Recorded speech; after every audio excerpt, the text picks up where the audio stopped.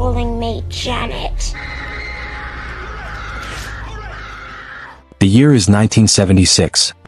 The world's eyes are fixed on the infamous Amityville house in New York, where Ronald DeFeo Jr. had murdered his entire family 2 years prior, and where the Lutz family claimed to be haunted by unimaginable evil. Paranormal investigators Ed and Lorraine Warren, renowned for confronting the supernatural, enter the Amityville home, determined to uncover whether the terrifying events are the work of restless spirits or something far darker.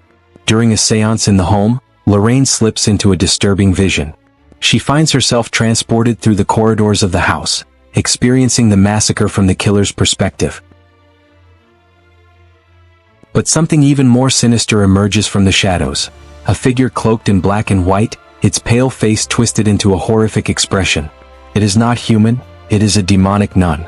As Lorraine watches in terror, the vision takes a shocking turn. She sees her beloved husband Ed impaled and killed. The image sears itself into her mind, leaving her shaken to the core. Though she escapes the trance, the fear lingers. Has she just witnessed the future? 1 year later, 1977. Across the ocean in the London borough of Enfield, a struggling family faces a nightmare of their own.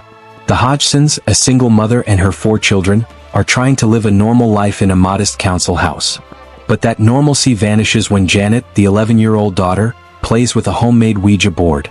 Soon, Janet begins sleepwalking, wandering the halls at night, speaking in voices that aren't her own. This is my house!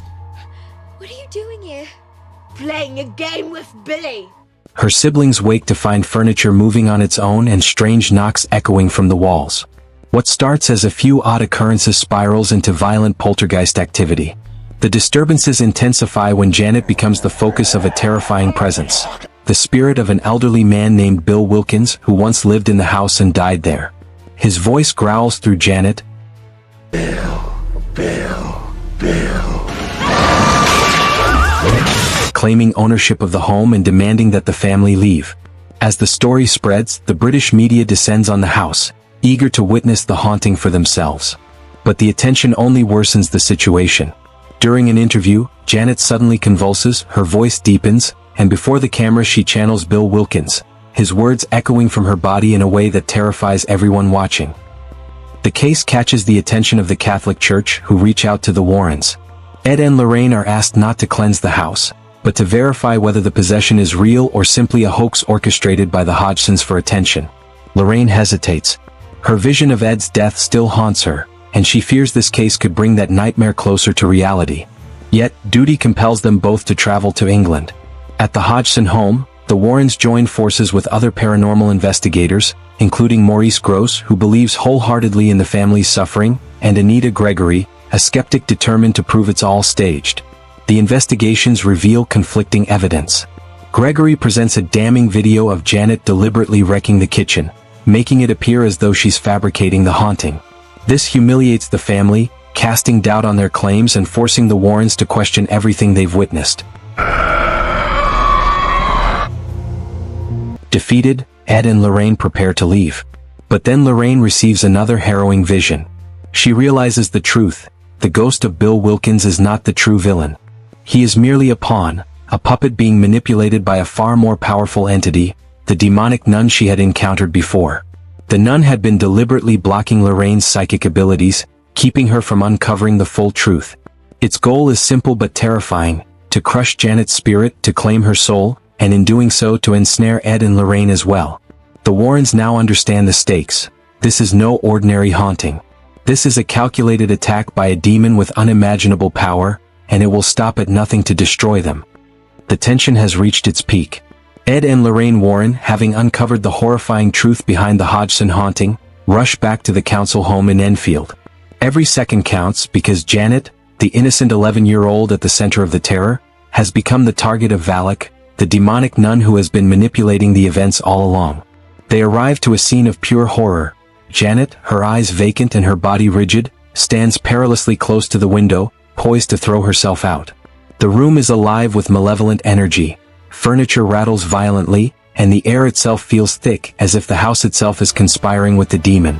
Ed lunges forward, grabbing Janet just in time, but the force of the possession nearly drags him out the window with her. The scene mirrors the terrifying vision Lorraine had experienced months before. Lightning suddenly strikes the massive tree in the yard, splitting it in two, revealing the very stump that had impaled Ed in her prophetic vision. The horror escalates as the demon's power manifests fully, twisting the room into chaos. Lorraine, steadying herself amidst the storm, remembers the Bible where she had previously written the demon's true name, Valak. And I do know your name. Valak! Her voice firm, she calls out to the entity, naming it directly. Valak, I command you to leave this child. The invocation shocks the demon. Naming it gives Lorraine authority. She seizes control of the spiritual battle. Valak thrashes, screams, and rages, but Lorraine's faith and courage prove stronger.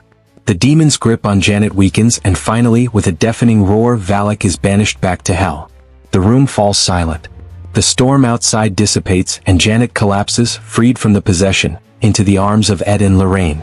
As the Warrens cradle Janet and regain their composure, the gravity of the encounter settles in. This was not just a haunting, it was a direct assault by one of the most powerful demons they had ever faced. But the victory comes at a cost. The realization that evil can lurk anywhere, waiting for the faintest opening.